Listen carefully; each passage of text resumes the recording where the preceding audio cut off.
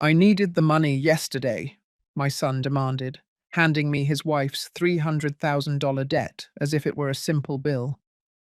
Don't disappoint me, Mom, Richard added, his voice cold. I just smiled, pouring more coffee while he scrolled through messages on his phone.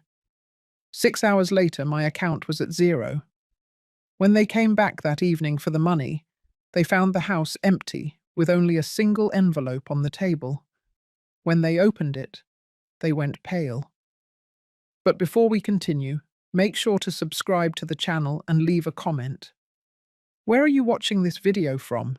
We love to know how far our stories are reaching. The doorbell rang at 7:30 on a random Tuesday morning. 3 insistent rings, as if the world were ending. I already knew who it was even before I opened the door. My son, Richard, only ever showed up unannounced when he needed something. I left my half-full cup of tea on the kitchen counter and walked slowly down the hall. Through the living room windows, I could see his car, a luxury SUV parked haphazardly in the driveway. Richard had inherited his father's business acumen, but not an ounce of his patience or consideration.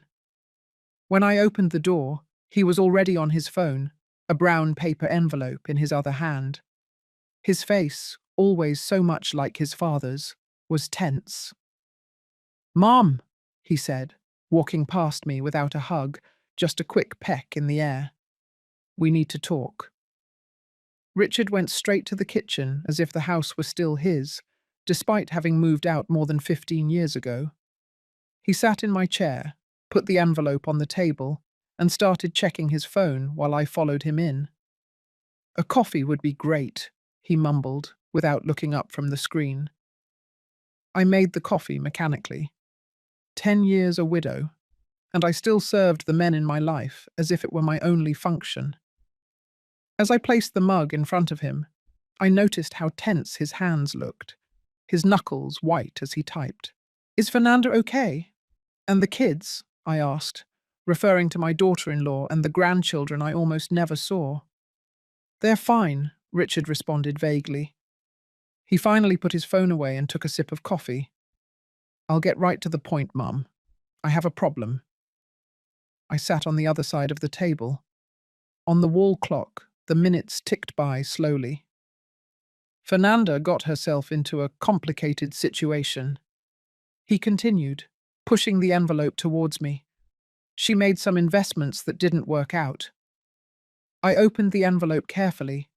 Inside were bank statements, collection notices, and a loan agreement with a number highlighted in red, $300,000. My heart raced. It was almost all of my retirement money, plus what was left from the sale of the apartment in downtown Philadelphia after Edward passed away.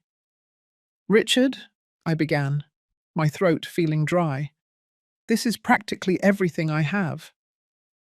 He took another sip of coffee, his cold eyes finally looking at me. "Mom, it's not like you need this money.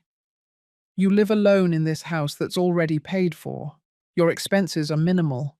And for God's sake, you're 68 years old. What are you saving it for?" His words hit me like a slap. The house was the only valuable asset I had left, and even it was in his name. It was a decision Edward made years ago to avoid any inheritance issues. "It's not that simple," I argued. "I have my medications, my doctor's appointments." Richard gently tapped the table, interrupting me.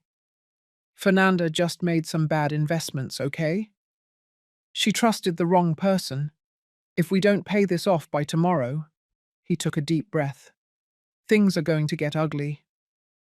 "They're not bankers, Mum. They're dangerous people." "What kind of dangerous people?" I asked. My voice was barely a whisper. "You don't need to know the details," he said impatiently. "Just trust me. It's a loan, right?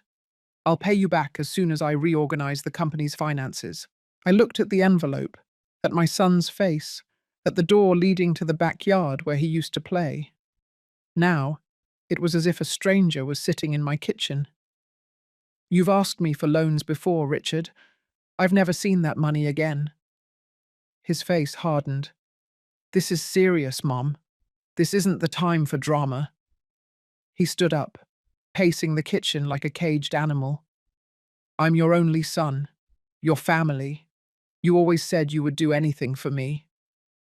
There was the manipulation I knew so well, the same one Edward used, the one I had allowed my entire life. I need to think, I said in a low voice. There's no time to think. Richard raised his voice.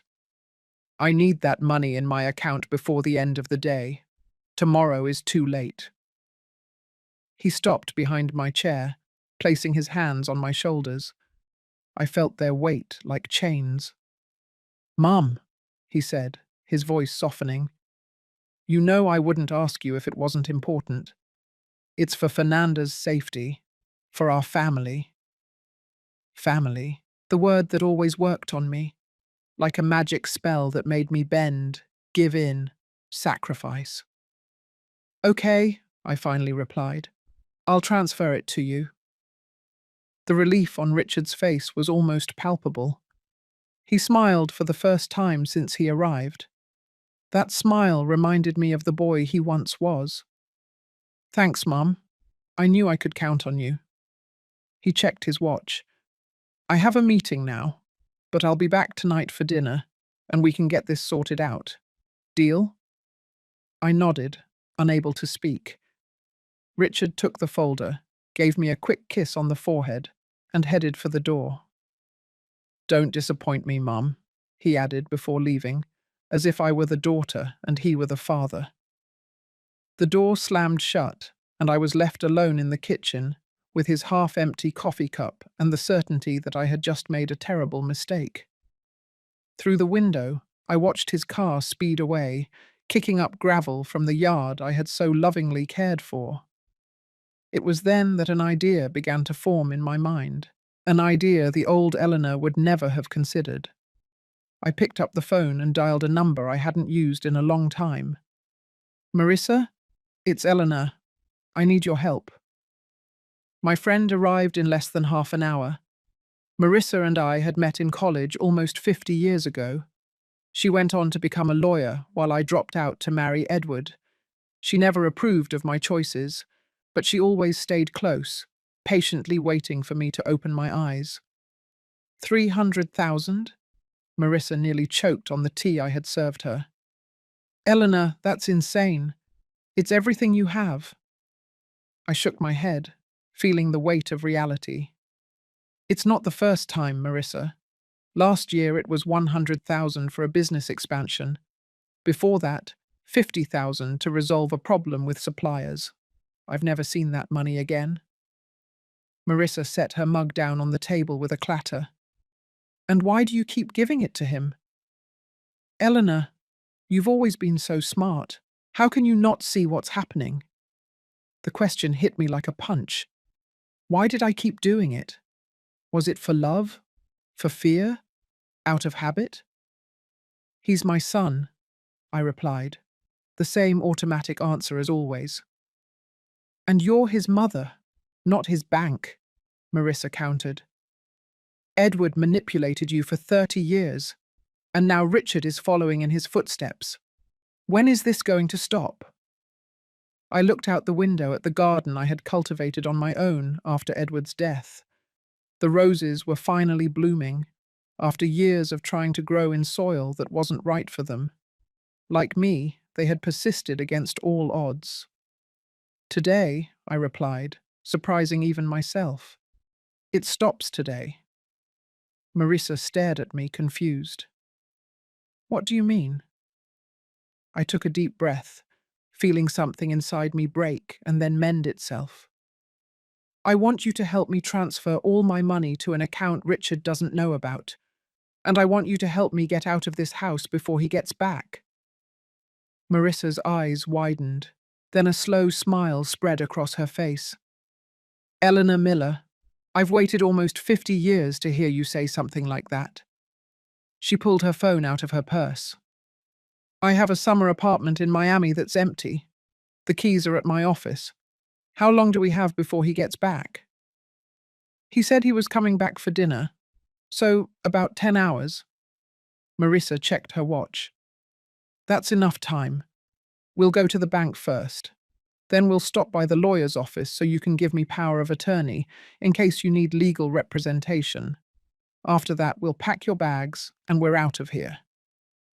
I stood up, feeling a mix of fear and exhilaration. In all my life, I had never made such a radical decision. He's going to be furious, I murmured, more to myself than to Marissa. She took my hands. Elena, are you afraid of him? I thought of my son's face when he didn't get what he wanted, how his voice changed, how his eyes hardened. Yes, I admitted, the same way I was afraid of his father. Then it's time to stop being afraid. Marissa squeezed my hands. Let's go get your things. I went to my room and took out the suitcase I had used only twice in the last 10 years. I opened the closet and started picking out clothes, but soon realized I didn't want to take much from that life. Just the essentials, a few outfits, my medications, important documents, and the few pieces of jewelry that had sentimental value. At the bottom of the dresser drawer, I found the small wooden box where I kept the only money Edward never knew I had. It was a small amount, a few $1,000s I had saved by selling baked goods and embroidered pieces over the years. My secret, my small rebellion. I took the picture frame with my mother's photo and hesitated over the one of my son Richard as a little boy. After a moment, I decided to leave it behind. When I went back to the living room, Marissa was on the phone, organizing everything. The flight to Miami is confirmed for 3 in the afternoon. We still have time to go to the bank and the lawyer's office. At the bank, the manager seemed surprised by my request to transfer all the money to a new account. Mrs. Miller, are you sure? It's a considerable amount. Absolutely, I replied, signing the documents. And I need this transaction not to show up on any statements sent to my residential address. As we waited for the transfer to process, Marissa looked at me curiously. What are you going to leave for Richard? Some kind of explanation? I thought for a moment. A note, I decided, and a lesson he should have learned a long time ago. When we got back to the house, I carefully wrote a note on a piece of paper and left it on the kitchen table. It said, I'm the one who's disappointed. Revenge is a dish best served cold. As I walked out the door with my suitcase, I looked back at the house that had been my prison for so many years. In the garden, the roses swayed in the breeze, free and strong, just as I would be from that day on. In the taxi on the way to the airport, Marissa took my hand. Are you okay? I looked out the window, watching the city rush by, taking decades of submission with it. No, I answered honestly, but I will be. Marissa's apartment in Miami was small but cozy, with a view of the ocean.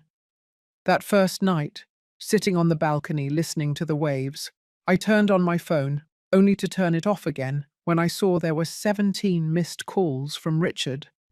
I wasn't ready to face him. He'll find you eventually, Marissa said as she poured me a glass of wine. We need a long-term plan. I nodded, feeling strangely calm. I never thought I would have the courage to do this. I always knew you had it, Marissa smiled. You just needed a little push. In the following days, my phone kept ringing. Richard, his wife Fernanda, even my sister Jane, who had probably been recruited to try to locate me. In one of the voicemails, Richard alternated between desperate pleas and veiled threats. Mom, please call me. I'm worried about you. And then, you can't just disappear like this. The house is in my name. Remember? Think carefully about what you're doing. A week after my escape, I started rebuilding my life. I opened an account at a new bank. I rented a small apartment near the beach and started looking for something to occupy my time. At 68 years old, I had never really worked. but I discovered that my baked goods and embroidered pieces had a market at local craft fairs. Marissa remained in Boston, but she became my eyes and ears. It was she who told me about Richard's furious visit to her office. He was out of his mind, she recounted over the phone. He was demanding to know where you were, threatening to sue, saying you weren't mentally capable of making financial decisions. And what did you tell him? I asked. I told him you were perfectly sane, and that if he continued with the threats, I would file a restraining order. Marissa laughed. He turned beet red. I don't think anyone had ever stood up to him before. At the end of the first month, I received a formal letter from Richard's lawyer.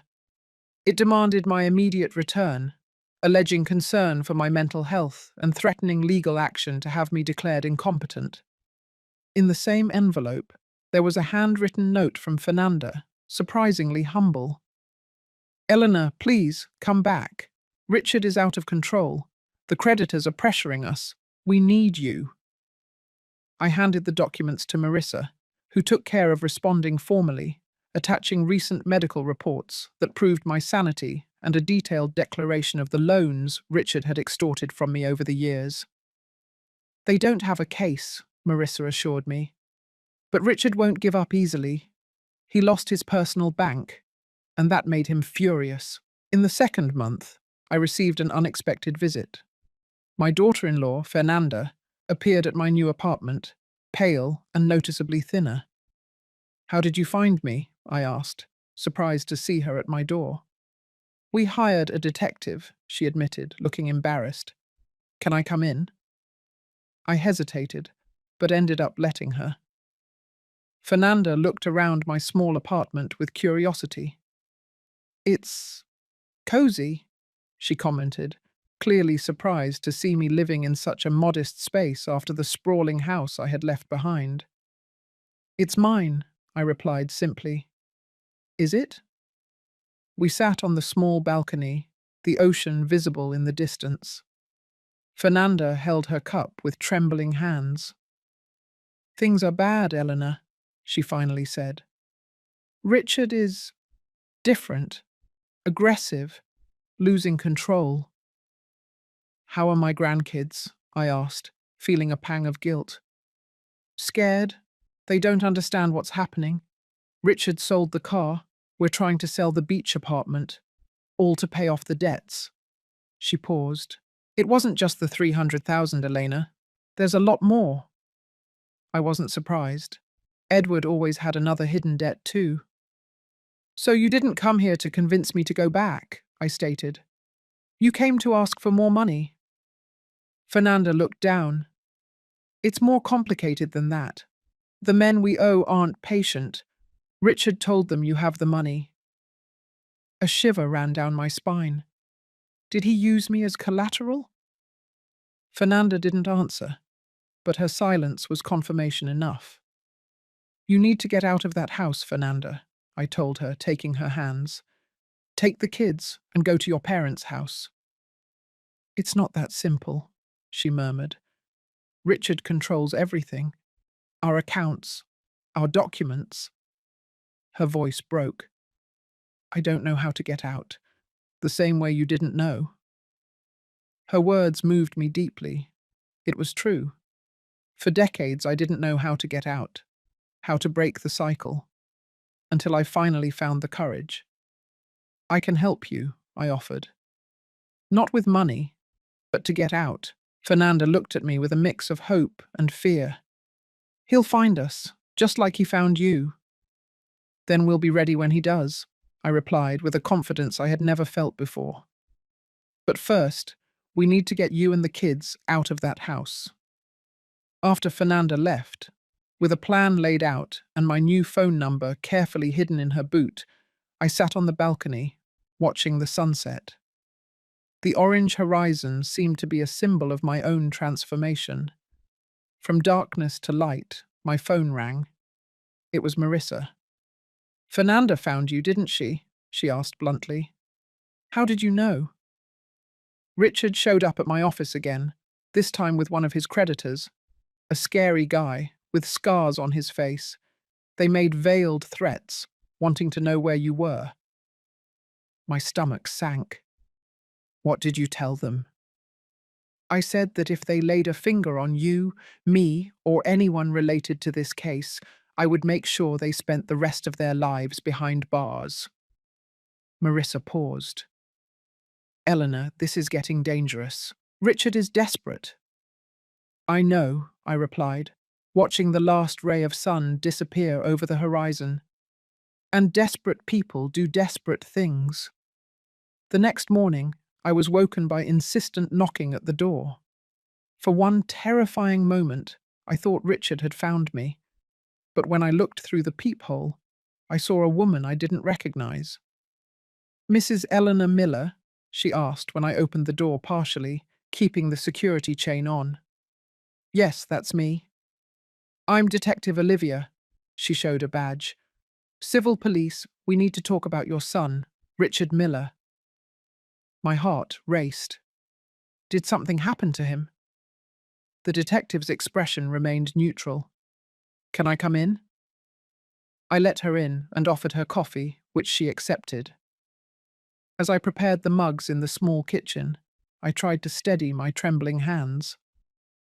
Mrs. Miller, the detective began, sitting on the sofa. Your son is being investigated for financial fraud, document forgery, and possible involvement with loan sharks. We'd like to know if you had any knowledge of these activities. I felt like the floor had disappeared beneath my feet. A part of me had always known that Richard wasn't honest in his business dealings, just as his father hadn't been. But hearing the words, police investigation, made it all terribly real. No, I answered honestly. I knew he had financial problems, but not the extent or nature of them. The detective wrote something in her notebook. You left home suddenly 2 months ago, correct? Can you tell us why? I told her everything. The successive loans, the unkept promises, the emotional pressure, the pressure for the $300,000. The detective listened without interrupting, only making occasional notes. Did he use your name on any documents? Did he ask you to sign papers without explaining what they were for? I thought for a moment. A few years ago, he asked me to sign some documents to facilitate financial transfers in case I needed help. He said it was for my protection in old age. The detective nodded. We found several suspicious transactions in accounts opened in your name, Mrs. Miller, accounts you probably didn't know existed. I closed my eyes, feeling a wave of nausea. Richard hadn't just manipulated me. He had stolen my identity. What happens now? I asked, trying to stay composed. We will continue the investigation. Your formal statement will be needed soon. She hesitated. I must warn you that your son will likely be indicted in the coming weeks, and considering the people he got involved with, it would be wise to reinforce your security. After the detective left, I called Marissa, who promised to fly to Miami on the next flight. I always knew Richard was involved in shady things, she said, but I never imagined it would get to this point. That afternoon, I received a message from Fernanda. He found out about our plan. I'm locked in the room with the kids. He's breaking everything. My blood ran cold. I immediately called Detective Olivia, who promised to send a patrol car to Richard's address. The next few hours were a blur of calls, messages, and fragmented updates. By nightfall, all I knew was that Fernanda and my grandchildren were safe at a shelter, and that Richard had been taken into custody for questioning after resisting police intervention. Marissa arrived around 9 in the evening, finding me on the balcony, looking out at the dark ocean. She sat beside me in silence for a few minutes. How do you feel? She finally asked. Guilty, I admitted. If I hadn't left, maybe this wouldn't have happened. Marissa shook her head firmly. No, Eleanor. If you hadn't left, you would be sinking along with him, probably being used for more fraudulent schemes. She took my hand. You did the only thing you could have done. You saved yourself. And in doing so, you probably saved Fernanda and your grandchildren too. The next morning, the headline of the local newspaper took my breath away. Businessman arrested for fraud and criminal ties. The photo of Richard being led away in handcuffs by the police seemed to belong to another reality, not my own. My phone rang. It was Detective Olivia. "Mrs. Miller, your son is requesting your presence at the police station. He insists on only speaking to you." I looked at Marissa, who had already read the news and was watching me with concern. "You don't have to go," she said, "after everything he's done." "Yes, I do," I interrupted, surprising myself.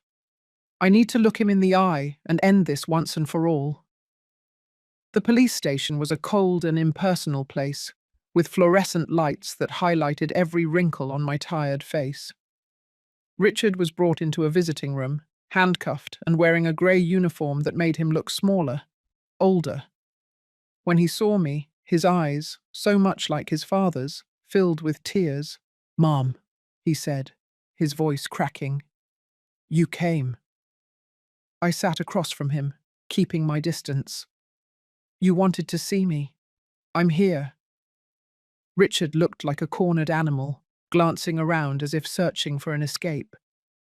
"You don't understand the situation I'm in," he began, leaning forward. "These people don't play around. If I don't pay what I owe—" "No," I interrupted, my voice surprisingly firm. "You don't understand the situation you're in. I'm not here to give you money, Richard. That time is over."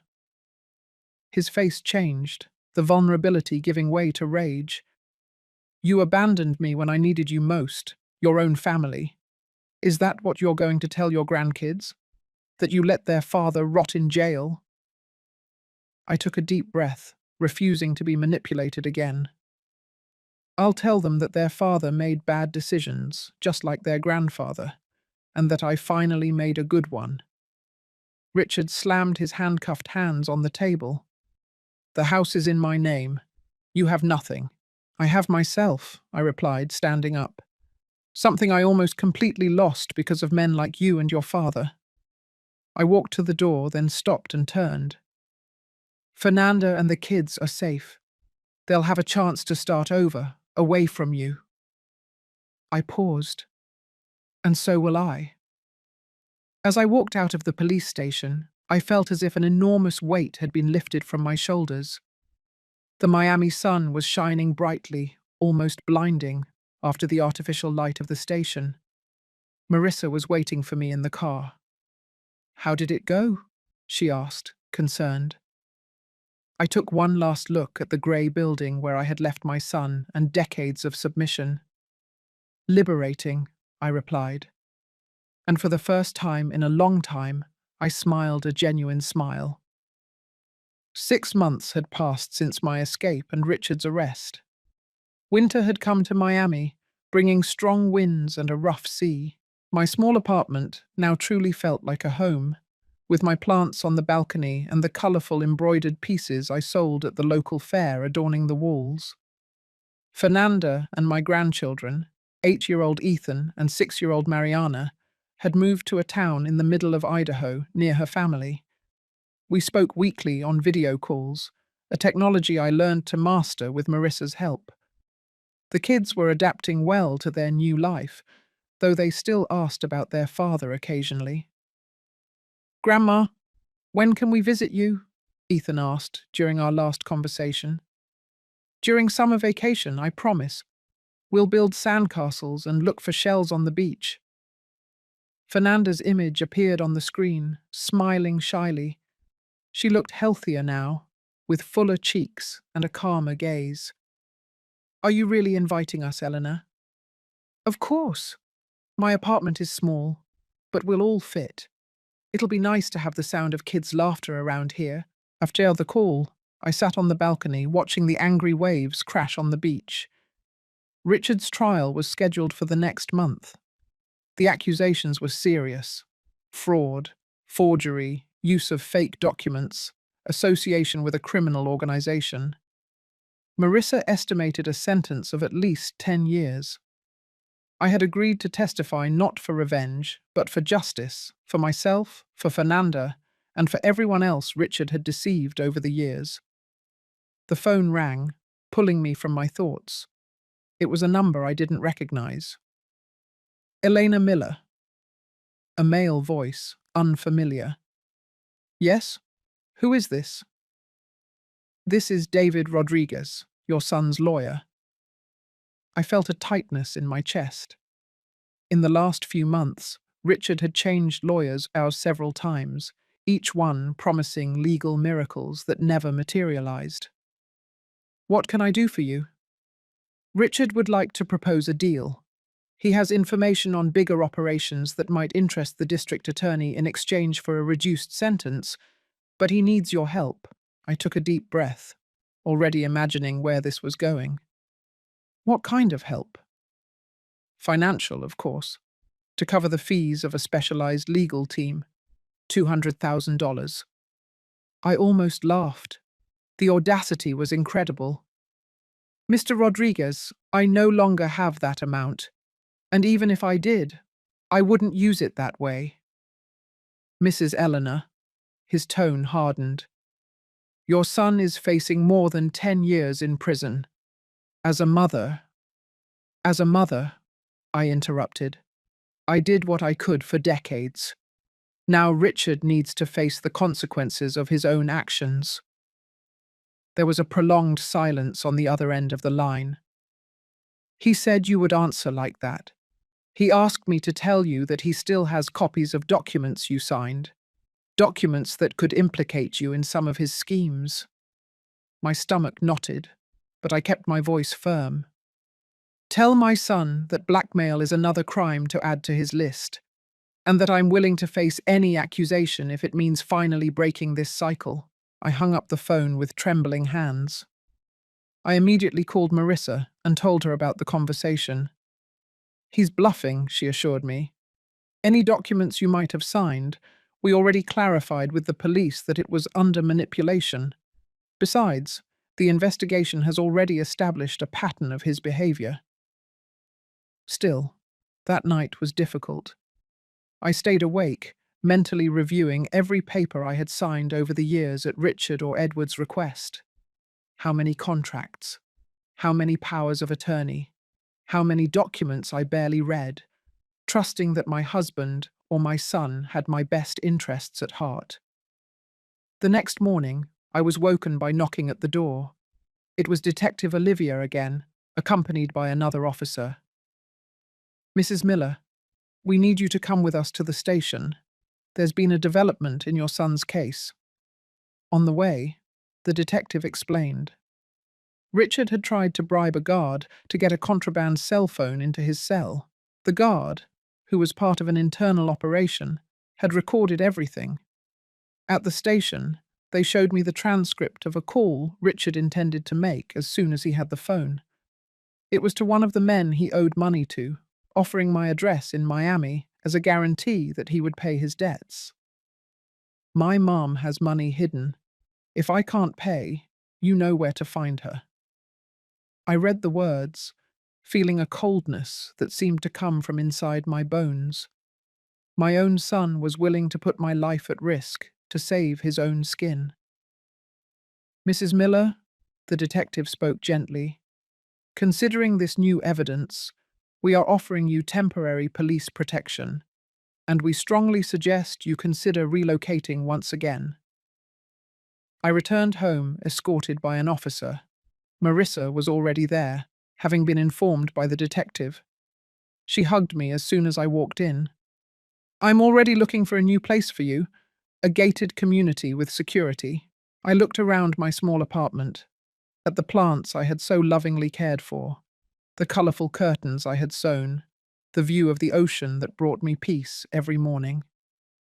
No, I said, surprising myself. I'm not going to run again. I'm not going to let Richard continue to control my life, even from behind bars. Marissa looked at me with a mix of concern and admiration. Eleanor, these men are dangerous. I know, and I'm going to take all the necessary precautions. But this is my home now, the first one I truly chose for myself. I'm not going to give it up. In the following days, we installed a complete security system: cameras, alarms, reinforced locks. The police increased patrols in the neighborhood, and two plainclothes officers took turns in a car parked in front of the building. Fernanda called me in a panic after being informed of the situation. "Eleanor, come here. Stay with us, please." "I'm safe, honey," I reassured her. "And I have a life here now. My craft fairs, my friends, my senior swimming classes." I laughed slightly. At 68 years old, I finally found out who I am when I'm not taking care of ungrateful men. A week later, when the initial panic had subsided, I received an official envelope. It was a summons to testify at Richard's trial, scheduled for 2 weeks from now. Marissa, who had stayed in Miami with me, reviewed the document. "Are you ready for this? Facing him in court won't be easy." I looked out the window, towards the ocean that had become my confidant. "I'm ready." The courthouse was an imposing building in downtown Boston. I was back in the city for the first time since my escape, feeling a strange disconnect from the streets that had been my home for decades. Marissa was driving, while I watched the urban landscape pass by the window. "Nervous?" she asked when we parked. "Strangely, no," I replied. "I feel like I'm closing a chapter. Finally." In the courtroom, I sat next to Marissa in the front row. The prosecutor, a middle-aged woman with shrewd eyes, came to greet us before the session began. "Mrs. Miller, your testimony will be crucial today. Richard is trying to present himself as a victim of circumstances manipulated by more powerful associates." "He was always good at presenting himself as a victim," I commented. The side door opened and Richard entered, escorted by two guards. He was thinner, his face marked by deep dark circles. Our eyes met for a moment, his pleading, mine firm. The judge entered, and everyone stood up. The trial began with procedural formalities, followed by the testimony of forensic experts, who detailed the complexity of Richard's financial schemes. When my name was finally called, I walked to the witness stand with slow but determined steps. After the oath, the prosecutor began. "Sir Miller, can you tell us about your relationship with the defendant, your son?" I looked directly at Richard as I spoke. "I raised him alone after my husband's death, 10 years ago. Before that, we lived as a seemingly normal family, only seemingly." "What do you mean?" "My husband, Edward, Richard's father, was also manipulative and financially controlling. Richard learned from the best." The prosecutor nodded. "Can you detail how your son manipulated you financially?" I told them everything: the successive loans, the unkept promises, the emotional pressure, the veiled blackmail. In the last episode, he demanded $300,000, practically all my savings, to supposedly pay off his wife's debt. When I realized I would never see that money again, just like I hadn't seen the previous amounts, I decided to leave. "What made you make that decision after so many years of giving in to his demands?" I thought for a moment. Was it the contempt in his voice? I answered honestly. When he said, "Don't disappoint me, Mum," I realized he didn't see me as a person, just as a resource to be exploited. In that moment, something inside me broke, and it mended in a different way. Richard's lawyer stood for cross-examination. He was a middle-aged man in an expensive suit with a calculated expression. "Mrs. Miller, do you consider yourself a good mother?" The question took me by surprise. I saw the prosecutor begin to object, but I raised my hand slightly. For decades, I believed that being a good mother meant giving my son everything: money, time, my self-esteem. Now I understand that being a good mother also means teaching responsibility and consequences. You abandoned your son when he needed you most, the lawyer pressed. No, sir. I stopped enabling destructive behavior. There's a big difference. And what about the threats your son supposedly made against you? Don't you find it convenient that these allegations are only coming up now, just as he's about to propose a deal with the district attorney? I remained calm, despite the insinuation. The recordings speak for themselves. And no, I don't find it convenient that my own son offered my address to criminals as collateral for his debts. I find it tragic. When I was finally dismissed, I returned to my seat feeling my legs tremble. Marissa squeezed my hand in silence. The trial continued with other testimonies, Richard's employees, harmed clients, even Fernanda, who described years of lies and manipulation. Throughout it all, I watched Richard become more and more agitated, whispering furiously with his lawyer. At the end of the day, when the judge announced a recess until the next morning, Richard looked at me one last time before being led away. There was no longer a plea in his eyes, just a cold hatred that made me shudder. Back at the hotel, that night, I couldn't sleep. Richard's expression haunted me. It was the same expression Edward used to have when he didn't get what he wanted, a mix of rage and calculation, as if he were planning his next move. In the morning, we returned to the courthouse to hear the closing arguments. The prosecutor presented a solid case, detailing years of fraud and manipulation. Richard's lawyer tried to paint him as a struggling businessman who made mistakes, but not intentional crimes. When the judge retired to deliberate, Marissa and I went to a nearby cafe for coffee. I was distractedly stirring my coffee when I noticed a man sitting a few tables away, watching us. When our eyes met, he quickly looked away. "Marissa," I whispered, "is that man watching us?" She glanced discreetly. "He must be a reporter.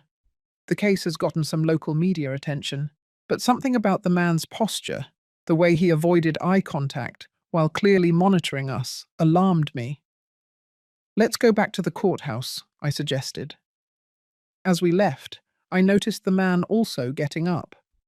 On the way back, he kept his distance, but continued to follow us. At the courthouse, I mentioned the incident to one of the police officers, who promised to keep an eye out. The session resumed with the judge returning to announce his decision. "In the case of the State versus Richard Edward Miller, this court finds you guilty of all charges." A wave of relief washed over me, immediately followed by a deep sadness.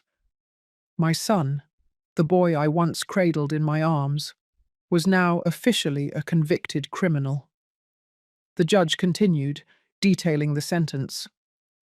12 years in prison, with the possibility of parole after 4 years, in addition to fines and restitution to the victims. Richard remained impassive during the sentencing. When the guards approached to lead him away, he turned in my direction. "This isn't over," he said, just loud enough for me to hear. "You're going to regret this." As we left the courthouse, I again noticed the same man watching from a distance. This time, I pointed him out directly to the officer accompanying us. The man noticed and quickly disappeared into the crowd. "We need to go back to Miami today," I told Marissa as we walked to the car. "I don't feel safe here." In the week following the trial, I tried to get back to my routine in Miami. Police protection had been reduced to periodic patrols, as Richard's threats seemed less viable now that he was convicted and under constant surveillance. One afternoon, as I was returning from the fair where I sold my embroidered pieces, I noticed an unfamiliar car parked near my building. Something about the vehicle put me on high alert. Maybe it was the fact that the windows were too dark, or that it was strategically positioned to have a view of the building's entrance. Instead of going into the building, I walked right past it and called Detective Olivia. "It might be nothing," she admitted, But it doesn't hurt to check. Stay in a public place while we send someone. I went into a nearby cafe and waited, watching through the window. 20 minutes later, a patrol car approached the suspicious vehicle. Two men quickly got out and tried to walk away, but they were intercepted by the police. My phone rang. It was the detective. Mrs. Miller, we caught two individuals with criminal records. They had unregistered weapons and your address written down on a piece of paper. A shiver ran down my spine. Richard's associates? Probably. We're interrogating them now. Do you have a safe place you can stay for a few days? I called Marissa immediately. Her response was quick and decisive. I'll come get you in an hour. We'll go to my beach house in Naples. Nobody knows about it. I returned to my apartment, escorted by police to pack some essential belongings. As I hurriedly packed a suitcase, I looked around at the home I had so lovingly built. Once again, I needed to run. Or maybe not. A thought began to form in my mind. An idea that would have seemed absurd to the old Eleanor, but that now made perfect sense. When Marissa arrived, I explained my plan to her. It's risky, she warned. Living in fear is riskier, I replied, and I'm tired of hiding. The next day, instead of hiding out in Naples, I went back to my apartment, this time with a clear objective. With the help of Detective Olivia and her team, we set a trap. The two arrested men had been persuaded to cooperate in exchange for reduced sentences. They revealed that Richard, using another inmate's phone during visiting hours, had hired a third person to give me a scare, a euphemism for something much more sinister. He doesn't care if you get really hurt, the detective explained. He just wants you to know that he still has power, even from inside prison. The plan was simple. I would maintain my normal routine, pretending not to know anything, while plainclothes officers monitored my every move. When Richard's guy showed up, he would be arrested in the act. For 3 days, I lived in a state of constant alert. Every noise made me jump. Every stranger on the street seemed like a threat. On the morning of the 4th day, while I was watering the plants on the balcony, I noticed a man leaning against a pole on the other side of the street, watching me directly. Our eyes met briefly before I went inside the apartment and signaled to the plainclothes officer disguised as a housekeeper who was cleaning my living room. "That's him," I whispered. "I'm sure of it." The man continued to watch the building for about half an hour. Then, slowly, he began to cross the street towards the entrance. The doorman, another disguised officer, let him in without question. I sat on the living room sofa, facing the door, and waited. My heart was beating so fast I could hear it in my ears. The police had hidden in the bathroom with the door ajar. The doorbell rang. I took a deep breath and went to answer. "Mrs. Elena Miller?" the man asked, a common-looking individual who could easily go unnoticed in a crowd. "Yes. I have a message from your son." Before he could make any move, 3 officers emerged from different points in the hallway, quickly subduing him. The man didn't resist, seeming almost relieved to have been caught. Later that day, Detective Olivia visited me to inform me that the man had confessed everything. Richard had promised to pay him $5,000 to scare the ungrateful mother who had abandoned him. "And what exactly did scare mean?" I asked. The detective hesitated. "It involved breaking some objects in your apartment, making verbal threats, and," she paused, "and leaving visible marks on you. Nothing fatal, but enough to make you never feel safe again." I sat down, feeling my legs buckle. "Is that enough for new charges against Richard?" "Yes, attempted assault, hiring a third party to commit a crime, threats. That will probably eliminate any possibility of parole for the next few years." A week later, I visited Richard in prison. He seemed surprised to see me, as if he didn't expect me to have the courage to face him again. I came to say goodbye, Richard, I said, when we sat face to face, separated by glass. Goodbye? He frowned. Yes, the person you tried to scare confessed everything. You're going to face new charges, and you'll probably be here a lot longer than you imagined. I paused. But I didn't come here for that. I came to say that I'm moving on with my life. Richard laughed bitterly. What life? You're 68 years old, Mom. You're all alone. I'm free, I corrected him, and I've discovered that it's never too late to start over. You know, I always defined myself as Edward's wife or Richard's mother. Now I'm discovering who Elena is. He looked at me with a mix of contempt and confusion. And who is Eleanor? I smiled genuinely. A woman who finally learned to value herself. A woman who is no longer afraid.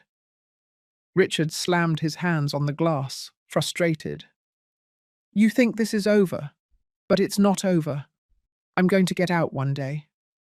When that day comes, if it comes, I'll be ready. I stood up. Goodbye, Richard. As I walked out of the prison, I felt a lightness I hadn't experienced in decades. The sky was a particularly brilliant blue that day. The air seemed sweeter. Marissa was waiting for me in the car. How did it go? Liberating, I replied. Truly liberating. A year had passed since my escape. Autumn had come to Miami, painting the trees in shades of red and orange. My small embroidery business had grown. Now I had 3 students, older women like me, who came every week to learn and, most importantly, to talk. Fernanda and the kids had visited me twice. Ethan and Mariana filled my apartment with their laughter and energy, building sandcastles on the beach and collecting shells that now decorated my balcony. Fernanda was working as a teacher in her new town, slowly rebuilding her confidence. Richard had been sentenced to 3 more years due to the attempted intimidation. News about him came occasionally through Detective Olivia, who had become a friend. As far as we knew, he was quiet, perhaps finally accepting his situation. One Saturday afternoon, as I was returning from the craft fair, I found a woman waiting at the entrance to my building. She must have been in her 50s, with greying hair and a face that seemed vaguely familiar. Eleanor Miller? She asked when I approached. Yes? My name is Christine Peterson. She hesitated. I was married to Edward before you. I was speechless. Edward had only vaguely mentioned a previous marriage, saying his ex-wife was unbalanced and obsessed with money, ironies I could now appreciate. Would you like to come in? I finally offered. Sitting in my small living room, with 2 cups of tea between us, Christine explained the reason for her visit. I saw the news about Richard in the paper, about how he financially manipulated you for years. She took a deep breath. Edward did the same thing to me, and when I read about you, I realized I needed to find you. To close a chapter, maybe. How did you find me? It wasn't hard. Your story spread among support groups for women who suffered financial abuse. You've become a kind of symbol of resistance. I couldn't hide my surprise. Me? A symbol? Christine smiled. A woman of almost 70 who left everything behind and started over, facing her own son in court. Yes, Eleanor, you've inspired a lot of us. We talked for hours. Christine told me how Edward had isolated her from her family, controlled every penny, and made her feel incompetent at managing money. How, when she finally got a divorce, he left her with practically nothing, only to then marry me. It was a story that seemed to echo my own life. When he died, she continued, I felt a strange mix of relief and rage. Relief because he could no longer manipulate anyone. Rage because there was never any justice. He never had to face what he did. I understand perfectly, I said. For a long time, I only blamed Richard for his actions, but now I see that Edward planted those seeds. Our son just followed the example he saw at home. The cycle continues, Christine murmured, unless someone breaks it. At the end of the afternoon, I exchanged contact information with Christine and promised to keep in touch. After she left, I stayed on the balcony, watching the sunset and reflecting on our conversation. Edward and Richard, father and son, both now out of my life, one by death, the other by prison, both leaving scars that I was still learning to heal. That night, I wrote in my journal, a habit I had recently picked up. The words flowed easily. Today, at 69 years old, I realized that I spent most of my life trying to be what others wanted me to be.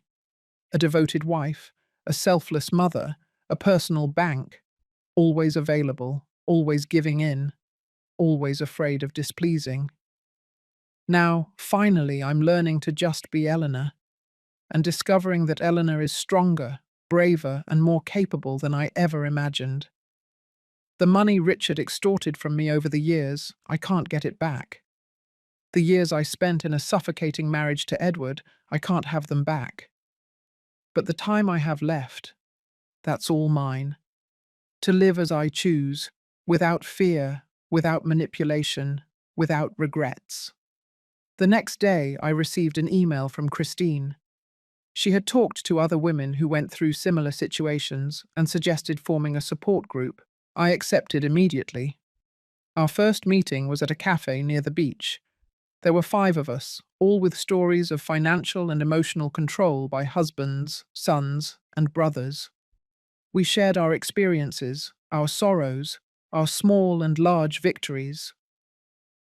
At the end of the meeting, Marissa, who had accompanied me, suggested, "You should formalize this, create a non-profit organization or something. There are so many women out there who need to hear these stories, who need to know that it's never too late to start over." The idea quickly took shape.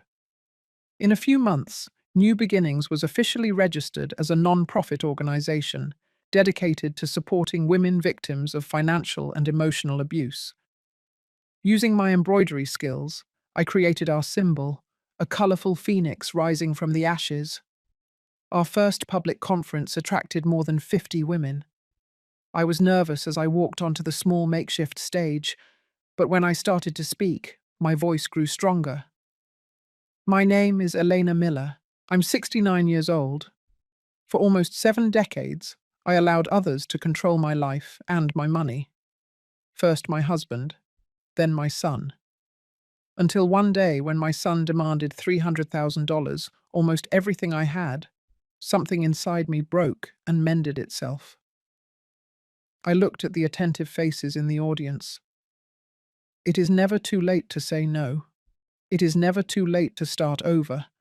And it is never, ever too late to find out who you really are when you're not living for someone else's approval. The applause was deafening. 2 years after my escape, I received an unexpected letter. It was from Richard, written in handwriting that seemed more contained, less impulsive than I remembered. "Mum, it's strange to write that word now. I think I've lost the right to use it. I'm writing not to ask for forgiveness. I know I don't deserve it, but to say that I'm doing therapy here in prison. The therapist made me see patterns I couldn't see before. How I repeated with you exactly what Dad did. How I learned to see people as resources, not as people. I'm not apologizing. I'm just acknowledging the truth.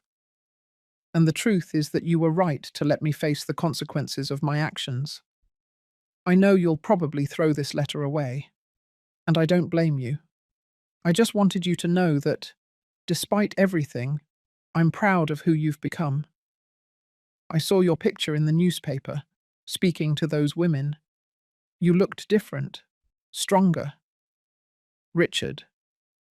I read the letter several times, feeling contradictory emotions. Caution, because I knew Richard's capacity for manipulation well. Sadness for what could have been. and surprisingly, a touch of hope. I didn't answer immediately. Instead, I took the letter to my next therapy session, another healthy habit I had acquired in my new life.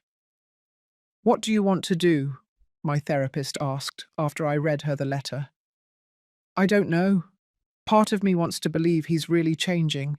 Another part reminds me how many times I was fooled before. What if both parts are right? What if he's really trying to change, but it's still not safe for you to reconnect?" Those words stayed with me in the following days. Finally, I wrote a brief response. "Richard, I received your letter. I can't say that I trust your words. Trust, once broken, is difficult to regain, but I acknowledge your effort to seek help and reflect on your actions. My life now is focused on helping women who went through what I did. I've found purpose and peace in that work. I sincerely hope you find your way too.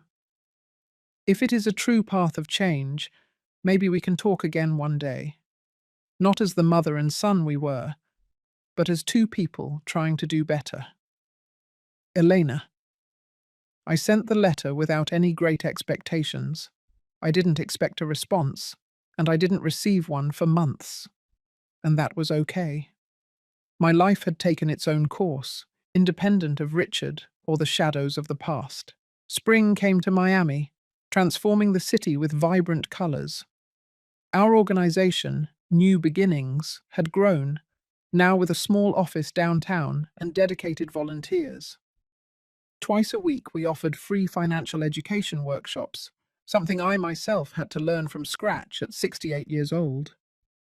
Fernanda had become a frequent collaborator, sharing her own journey of financial and emotional recovery.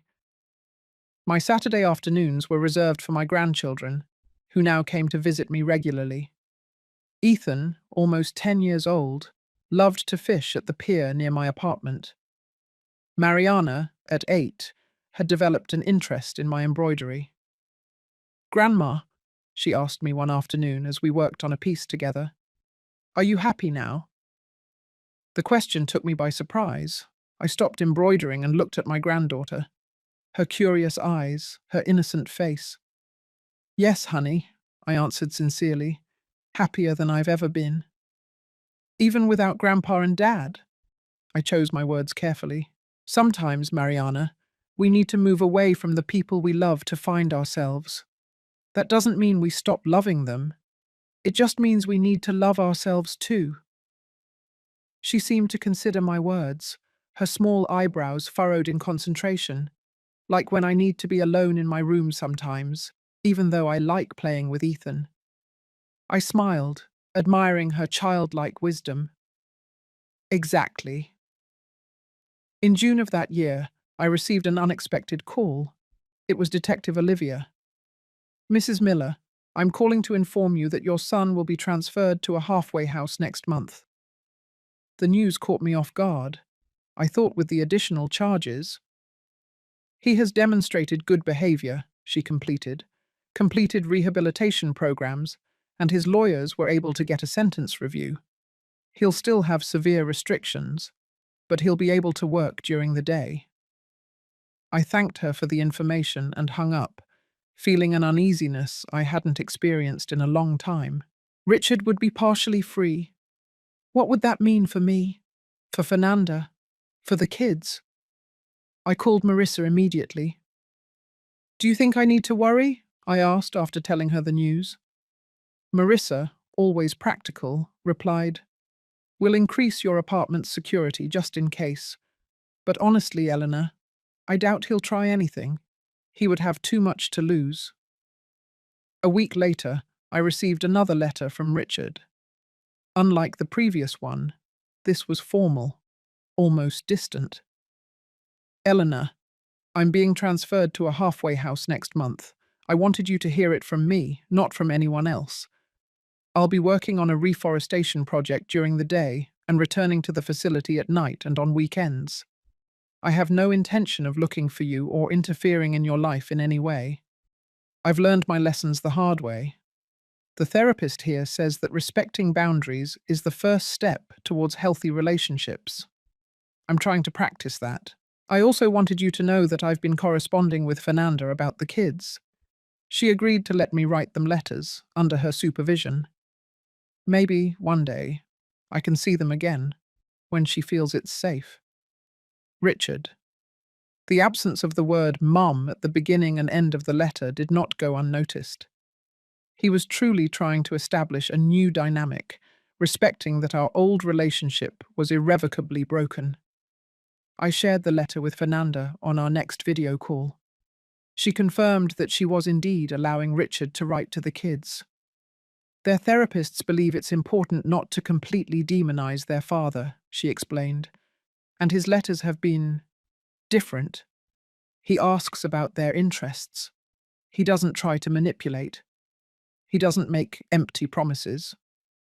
Do you think he's really changed? I asked. Fernanda shrugged. Maybe, or maybe he's learned to be more subtle. That's why everything is supervised. She paused. Are you going to respond to this letter? I thought for a moment. I think so. To make it clear that I'm aware of the situation and that my boundaries remain intact. My response was brief. Richard, thank you for informing me about your transfer. I wish you well in this new phase. I'm glad to know you're in supervised contact with your children. They deserve a father who can be healthy and positive in their lives. As I said before, I found my way. I sincerely hope you find yours too. Elena. July came with intense heat. On a particularly sweltering Wednesday, I received an unexpected call. Mrs. Elena, this is Sophia, from the Correctional Rehabilitation Center. We have a situation with your son, Richard Miller. My heart raced. Is he okay? Physically, yes, but there was an incident at the worksite today. He had an argument with another inmate, and well, he refused to retaliate when he was provoked. In fact, he walked away and found a supervisor. The problem is that it makes him a target for other inmates, and we're worried about his safety. What does that have to do with me? I asked, confused.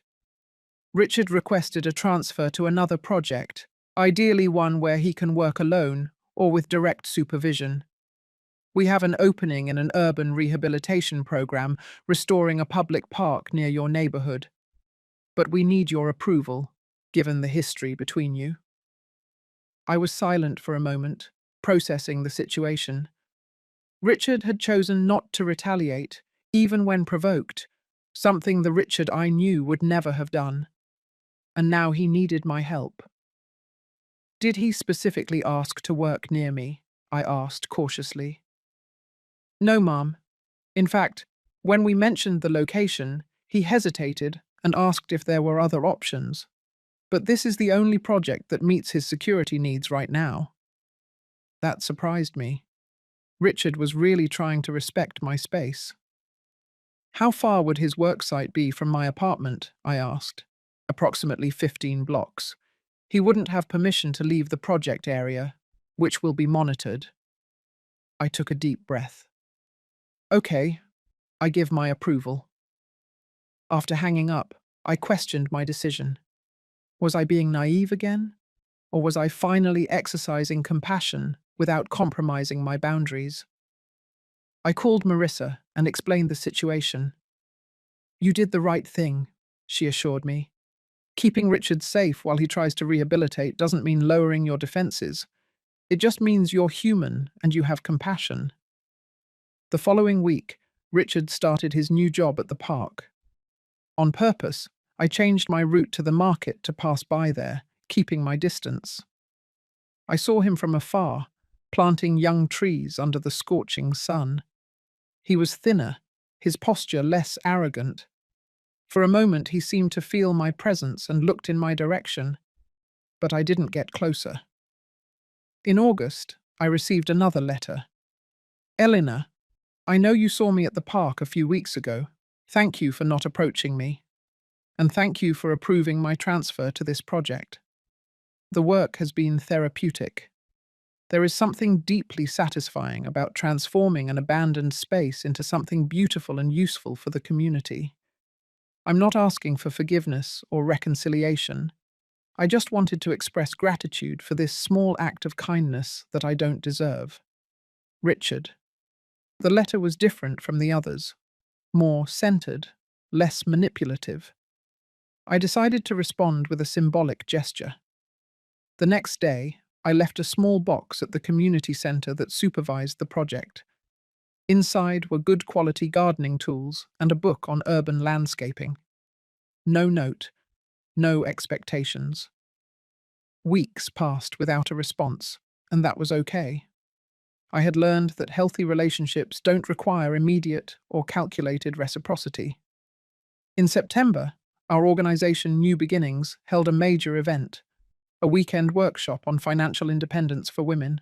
I would be the main speaker, sharing my journey from total dependence to financial autonomy. On the morning of the event, the hall was filled with almost 100 women. I walked onto the stage feeling that familiar mix of nervousness and determination. "Good morning," I began. "My name is Elena Miller. At 70 years old, I'm learning who I am when I'm not being defined by the men in my life." The audience laughed gently, many nodding in recognition. 3 years ago, my son showed up at my door demanding $300,000, almost everything I had. Like so many times before, he was counting on my inability to say no. And as so many of you know, these patterns don't start out of nowhere. They are cultivated over decades. In my case, it started with my husband controlling every penny, every decision, making me believe that I was incapable of managing my own life. As I spoke, I noticed movement at the back of the room. A tall, thin figure had entered discreetly and was standing near the door. My heart raced as I recognized Richard. For a moment, I lost the thread of my speech. The audience sensed my excitement, some turning to see what had distracted me. I took a deep breath and continued. The most difficult and most liberating moment of my life was when I finally said no. When I walked out the door with only a suitcase and the determination to no longer be an extension of someone else's bank account. I spoke for 30 more minutes, aware of Richard's silent presence at the back of the room. He didn't try to get closer, he just listened. When I finished, I received a standing ovation. Women came up to me to share their stories, ask for advice, and offer thanks. Richard stayed where he was, patiently waiting for the crowd to thin out. Finally, when the hall was almost empty, he slowly approached. He seemed uncertain, vulnerable in a way I had never seen before. "Hello," he said simply. "Hello," I replied. "Your speech was both powerful and painful to listen to." He paused. "Thank you for the gardening tools." We were in an awkward silence, two people who were once so close, now practically strangers. "How did you know about the event?" I finally asked. "Fernanda mentioned it in a letter. I asked for special permission to come, just to listen." I nodded, noticing how he was respecting boundaries, asking for permission instead of assuming rights. "Are you okay?" I asked, genuinely curious. "I'm different," he replied after a moment of reflection. "Learning to live with the consequences of my choices, learning to exist without manipulating or controlling." He looked at me directly, that people are not means to an end. We talked for almost an hour. There were no great revelations or dramatic reconciliations, just two adults sharing experiences honestly, perhaps for the first time. When we said goodbye, Richard asked, "Can we do this again sometime?" "Maybe," I replied, "one step at a time." The next morning, as I walked on the beach with Marissa, I reflected on the meeting. "Do you think he's really changed?" my friend asked. "I think he's trying," I answered honestly, "and that's more than Edward ever did." "And what about you? Are you ready to forgive?" I watched the waves breaking on the sand, their eternal rhythm of destruction and renewal. Forgiveness isn't something you give all at once, I finally said. It's a daily practice. I'm learning to forgive, both him and myself, for allowing it for so long. That afternoon, sitting on the balcony of my small apartment, I wrote in my journal. Today, at 70 years old, I'm learning that life rarely offers perfect endings. There's no guarantee that Richard has truly changed, or that he will continue on this path. There's no certainty that I won't fall back into old patterns in moments of weakness. But maybe life isn't about perfect endings. Maybe it's about starting over as many times as necessary. About breaking toxic cycles, even when it seems impossible. About believing we can be more than our worst moments or our most painful mistakes. The money Richard demanded that morning 3 years ago was the price of my liberation. A high price, but infinitely less than the cost of remaining trapped in a life that wasn't truly mine. Today, I'm not financially rich. I live modestly. I earn enough selling my embroidered pieces and with my small savings. But I am immensely rich in other ways. In genuine friendships, in purpose, in inner peace, in a courage I didn't know I possessed. And if there's one lesson I'd like to leave for my granddaughters, for all the women I meet through new beginnings, it's this. It's never too late to say no. It's never too late to rediscover who you are when you're not living to please others. It's never too late to start over. At 70 years old, I'm not ending my story. I'm just beginning to write the most authentic chapters. I closed the journal and watched the sunset paint the sky in shades of orange and purple. Tomorrow would be another day of work at the organization, another opportunity to transform my pain into purpose, my experience into guidance for others. The doorbell rang. It was Marissa with a bottle of wine. "To celebrate," she said, walking in. "What are we celebrating?" 3 years since you said no. 3 years of freedom." We smiled and toasted under the sunset sky. "To courage," I proposed. "To Eleanor," Marissa corrected, "finally living her own life." Now, if you liked this story, click to subscribe.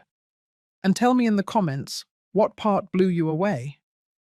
Oh, and don't forget to become a member to get access to exclusive videos that I don't post here. I'll see you there.